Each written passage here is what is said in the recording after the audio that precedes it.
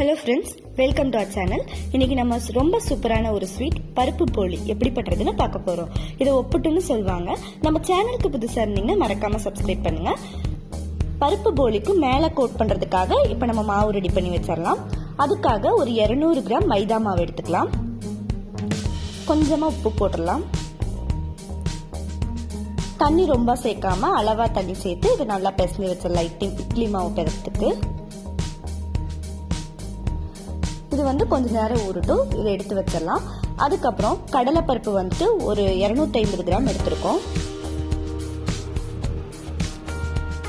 இதை ஃபர்ஸ்ட் நம்ம நல்லா அலச போறோம்.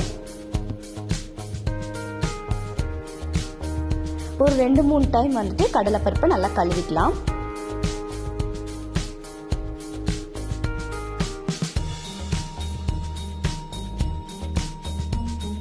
பாருங்க, இப்ப கடலைப்பருப்பை கழுவியாச்சு நல்லா.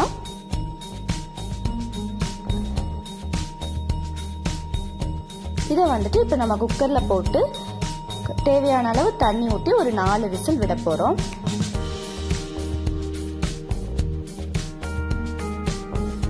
தண்ணி ஊற்றியாச்சு.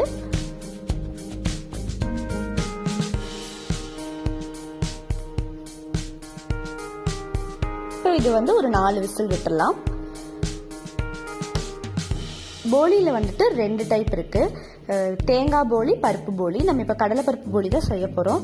இருந்தாலும் இந்த தேங்காய் நான் ஒரு அரை மூடி சேர்த்துக்கிறேன். இன்னும் கொஞ்சம் டேஸ்டா இருக்கும். தேங்காய் ஆப்ஷனல் தான். வேணும்னா சேர்த்துக்கலாம், இல்லைன்னா நம்ம வேண்டாம்.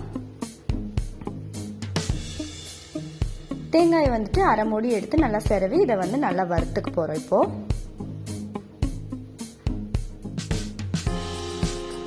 பாருங்க, இப்ப வறுபட்டுருச்சு. இது தனியா எடுத்து வச்சுக்கலாம்.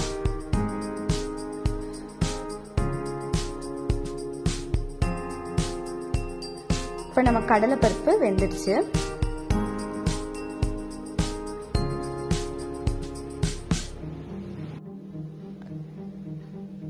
இப்ப கடலை பருப்பு நம்ம அமுக்கி பார்த்தோம்னா மாவு மாதிரி இருந்துச்சுன்னா அதுதான் நமக்கு வெந்ததுக்கான அடையாளம். நான் 200 கிராம் வெல்லத்தை நல்லா பொடி பண்ணி எடுத்து வச்சிருக்கேன். இனிப்புக்கு தேவையான அளவு நம்ம வெல்லம் சேர்த்துக்கலாம். இப்போ நம்ம வேக வச்சு எடுத்திருக்க கடலை பருப்பை நம்ம நல்லா மிக்சியில போட்டு எடுக்க போறோம். ரொம்ப நைஸா அரைக்க கூடாது. 1க்கு 2 அரைச்சிக்கலாம். நம்ம வெல்லத்தையும் எடுத்து அந்த பருப்பு கூடயே சேர்த்து அரைச்சிடலாம். பாருங்க, இந்த மாதிரி 1க்கு 1 2 அரைக்கணும் நம்ம பருப்பை. வறுத்து வச்சிருக்கிற தேங்காயும் இதுல சேர்த்துக்கலாம். ஏலக்காய் பொடி பண்ணினது 3 ஏலக்காய் எடுத்து பொடி பண்ணி நம்ம அதையும் சேர்த்துக்கலாம்.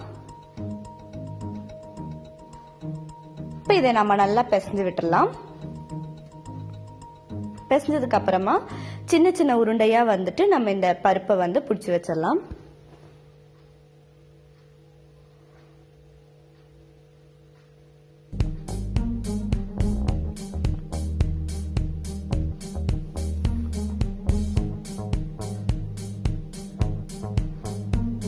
இந்த மாதிரி இதை எல்லாமே உருண்டை பண்ணி எடுத்து வச்சிடலாம்.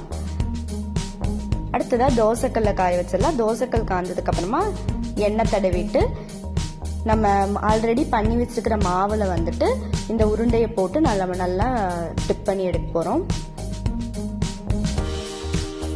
இதை இந்த மாதிரி நம்ம தட்டி விட்டுறணும். தோசைக்கல்ல வச்சு மேல மாவு இல்லைன்னா அதையும் மாவு மேல இந்த மாதிரி தடவி விட்டுறணும்.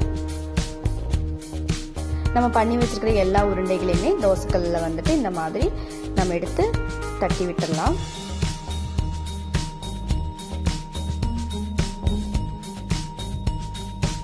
மேலால எண்ணெய் ஊத்திடணும்.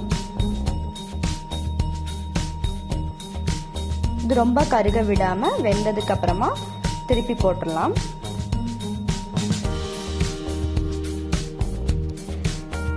இது சின்ன குழந்தைகள்ல இருந்து பெரியவங்க வரைக்கும் எல்லாத்துக்கும் ரொம்ப பிடிச்ச ஸ்வீட்டா இருக்கும். மறக்காம இதை ட்ரை பண்ணுங்க. பாருங்க, இப்ப நமக்கு ரொம்ப டேஸ்டியான பருப்பு போலி ரெடி ஆயிடுச்சு. இந்த வீடியோ பிடிச்சீங்கன்னா மறக்காம சப்ஸ்கிரைப் பண்ணுங்க, லைக் பண்ணுங்க, ஷேர் பண்ணுங்க.